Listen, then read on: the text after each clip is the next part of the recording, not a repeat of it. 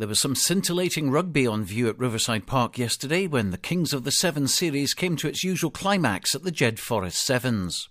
Jed had already won the series last week and were £2,500 better off as a result, but they wanted to go out by winning their own tournament, and they also targeted the all-time points record set by Melrose. To achieve that, they had to win their quarter-final against Gala, and that game proved to be the tie of the day, with Jed coming back from 12-0 down to put the game into extra time. But Ross Livingston went over for Gala to put the hosts out, and Jed ended their sevens season with the second highest total on record of 64 points. Gala's semi-final was against Heriots, and it was another close affair. This time the Edinburgh side took the spoils 24-19, while in the other semi, Watsonians and Melrose did battle in a tie which was worth £500. Simply put, whoever won would finish second in the series and collect £1,250. The loser would be third and get £750. And it was another which went to extra time, and it was Melrose who got into the final by winning 19-14 thanks to a Ross Ovens try. So Heriots took on Melrose in the final, and after just 2 minutes on the clock, the Black and Yellows were in front 12-0. In their team, by the way, fresh out of retirement, was Cammy Murray, but also on the side were several excellent youngsters, including Blair Hutchison, Sam Chalmers and Flynn Gogan, who is certainly one to watch next season, scored a couple of really excellent tries in the earlier rounds. But Heriots did one better than their runner-up performance at the Gala Sevens on the first tournament of the season, and went on to score 31 unanswered points and win the trophy for the first time in 6 years, denying Melrose a 3 in a row at Jed.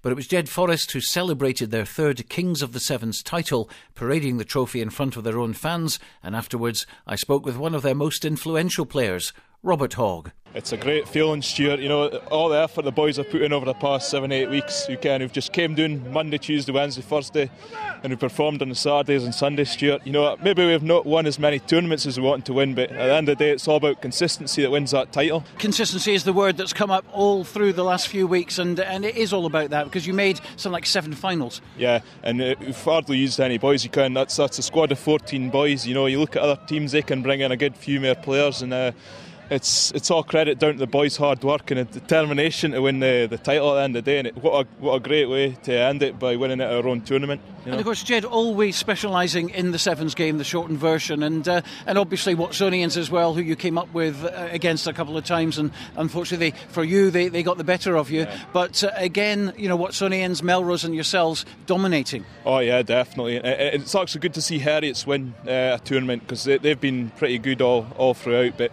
as I say, Watsonians, Melrose always thereabouts, Hoyk, you know, and it's pity Selkirk haven't been their best this season, but I'm sure they'll bounce back next season and perform well. But it's good that we can get on top of all the teams and take the crown, you know. It's a good feeling. All the boys are in such great fettle, you know.